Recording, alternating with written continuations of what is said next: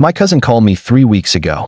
She's 28, makes decent money, has about $65,000 saved, and her landlord just slid a renewal under her door. Same apartment, $340 more a month. Just like that, we up. She called me furious. And then she said something that stopped me. I don't even know if I should just buy a place. But I also don't know if that's even stupider right now. And I realized, that's actually where most people are sitting in 2026. Not choosing between two clear options.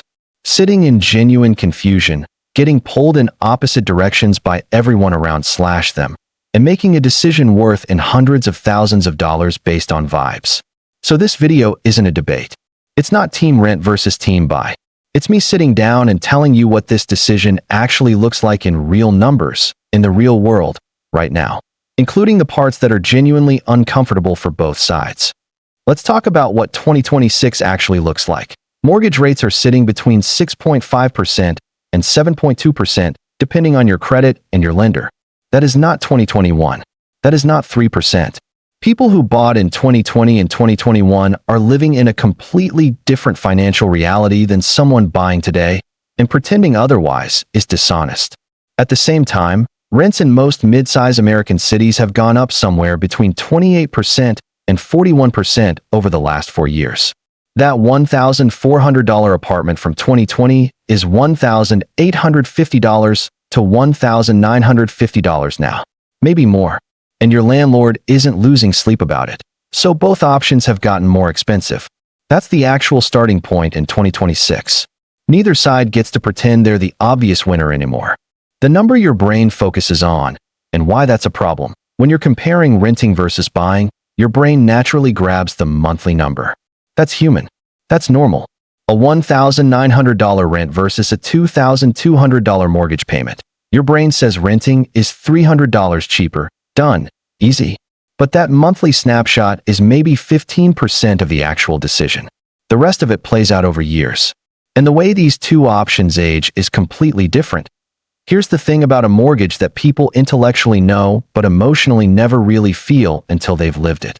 That payment is frozen.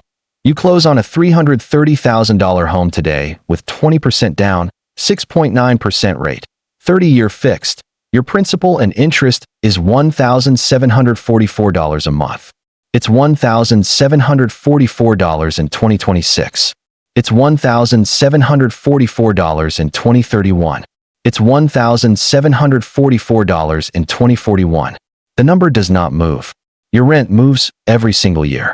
Sometimes 3%, sometimes 8%. In 2022, some cities saw 15% in a single renewal cycle. It never goes backward. So the person renting a comfortable $1,750 apartment today is likely paying $2,300 to $2,600 for that same apartment in 10 years. The person who locked in at $1,744 is still paying $1,744. That's not a small thing. That gap compounds quietly, year after year, and most people don't feel it until they're in their mid-40s wondering why housing feels like it's eating their entire paycheck. But let's be honest about buying in 2026. Here's where I have to be straight with you, because a lot of home buying content skips this part. At 6.9%, the early years of your mortgage are brutal on paper. In month one of a $330,000 home with 20% down, your $1,744 payment breaks down like this. Roughly $1,524 goes to interest, and only $220 goes toward what you actually own. That $1,524 is gone. It's not equity. It's not savings. It vanishes, the same way rent does, and nobody calls it that. It takes about 8 to 9 years at today's rates before you've paid down enough principal that your monthly principal payment meaningfully outpaces your interest. Early ownership is expensive in ways that aren't visible on the surface. Then there's maintenance. People say budget 1% of your home's value per year.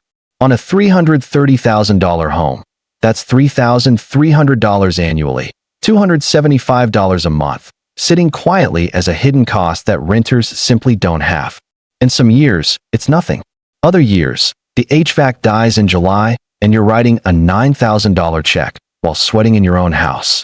Closing costs when you buy $8,000 to $12,000. Closing costs when you eventually sell, 5 to 6% of the sale price in agent fees alone. If you buy and sell within 3 years, there's a very realistic chance you lose money even if the home went up in value. The break-even on buying is realistically 5 to 7 years minimum. If your life has any chance of changing cities before then, job, relationship, family, buying right now could genuinely hurt you. What renting actually costs you long-term? This is the part people skip. Okay, so buying has real costs. True. But renting has a cost that is almost never talked about honestly, and it is enormous. When you rent, your housing cost has no ceiling and no finish line. Say you're 30 years old renting for $1,800 a month today. At just 4% annual rent growth, which is actually below recent averages, here's what you're paying. Age 35, $2,190 a month. Age 40, $2,665 a month. Age 45, $3,243 a month. Age 50, $3,946 a month. Age 60, $5,840 a month, and you own nothing. At 60 years old, you're paying $5,800 a month to live somewhere. Your rent will keep going up, and you have zero asset to show for 30 years of payments.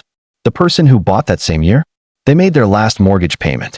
Their monthly housing cost just dropped to taxes, insurance, and maintenance. Maybe $600 to $800 a month in today's dollars.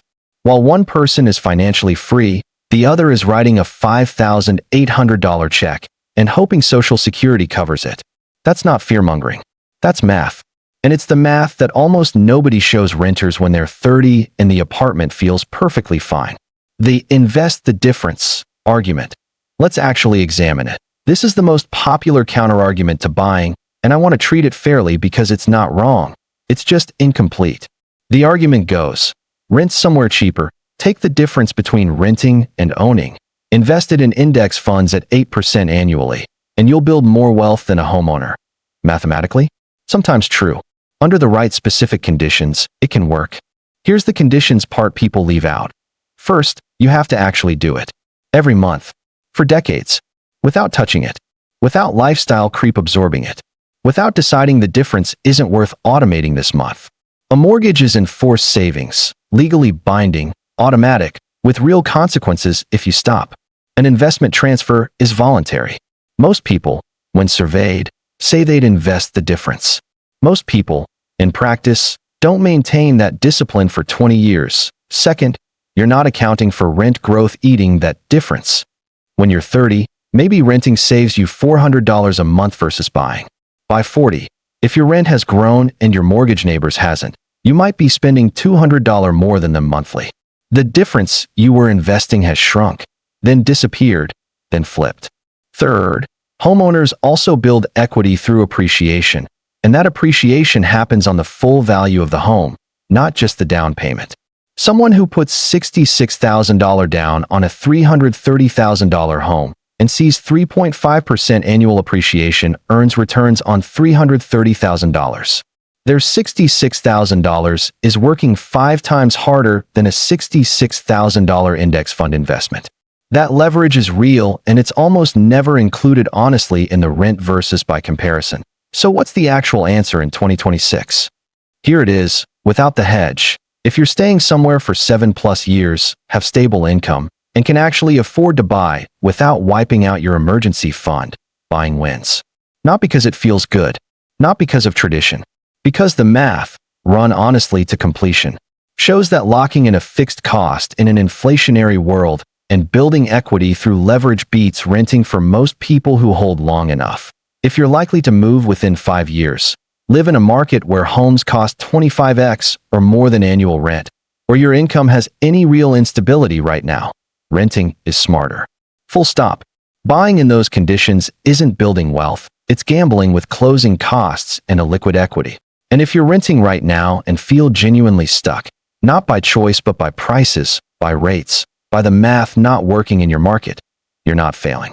The market in 2026 is genuinely difficult. That's real. That's not an excuse. That's just true. But if you've been renting for 5, 6, 7 years because it keeps feeling like the wrong time to buy, understand that there may never be a perfect time. And every year you wait is another year your rent grows, another year someone else's mortgage stays frozen, and another year further from the finish line. My cousin ended up running the numbers for her specific city. Buying made sense for her, barely, but it did.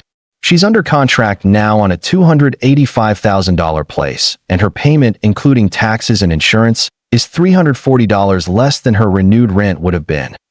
Sometimes the decision makes itself when you actually do the math all the way through. That's what nobody tells you. Not the monthly number, not the vibes, the full math.